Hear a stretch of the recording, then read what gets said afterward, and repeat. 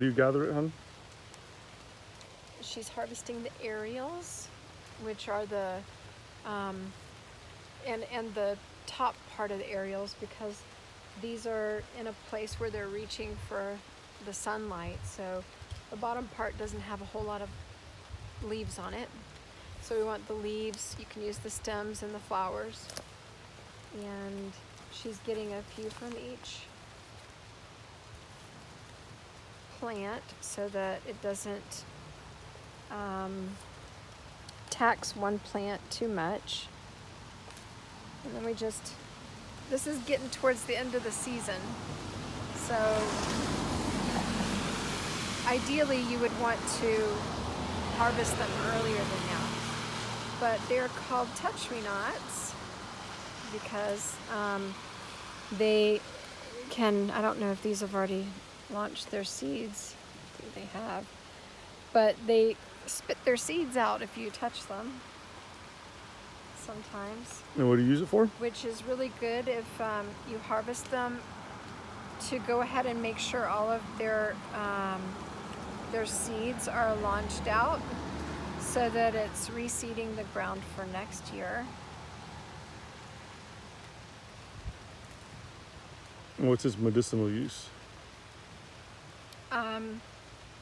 Well, it's most famous for how it's used on the skin, and you can, it's an anti-pruritic, which is, helps the skin stop itching. So, of course, it's famous for poison ivy, poison sumac, poison oak, eczema, psoriasis. Anything that makes the skin itch is going to bring that itch down, because it's an anti-inflammatory, it's antihistamine, a natural antihistamine. And how do you prepare it and use it? So for that purpose, you can actually take it and take the stem and scrape it all on you, or you can chew it up and make a poultice out of it. You can, I like to take it and chop it up, put it into witch hazel, and let it shake it up for several days, a couple of weeks, depending. You have to watch the plant, make sure it's not starting to get too slimy or anything.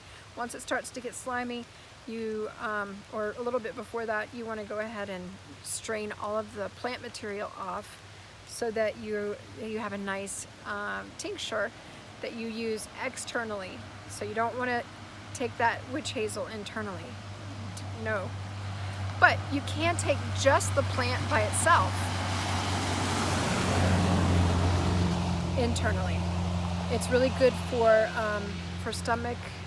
stomach ailments, and but it's an amazing plant for the skin. Athlete's foot and any kind of fungal type infections, it's good for. You can also juice this and apply it directly externally. So if you have a juicer, put it through the juicer. You can also take it and chop it up and pour boiling water over it. You don't want to boil the plants, but pour boiling water over it, and then pour all of that into ice cube trays and freeze them, because you can't dry this plant and the medicinal quality still be there. By the time it's dried, the medicinal component is gone.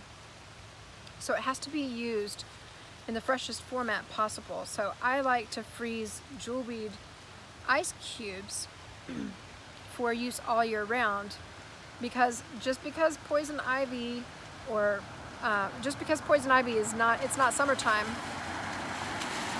doesn't mean that you can't have a poison ivy encounter. When you're cutting down logs that have these little hairy vines on it, those logs can scatter all kind of really fun things for you to have experiences with. So, ooh, we got a whole bunch. here, I'll take your knife Sandy. Sandy is gathering today. She was the spotter and found these. Budding herbalist. Hey, look at that. Yep. We got some good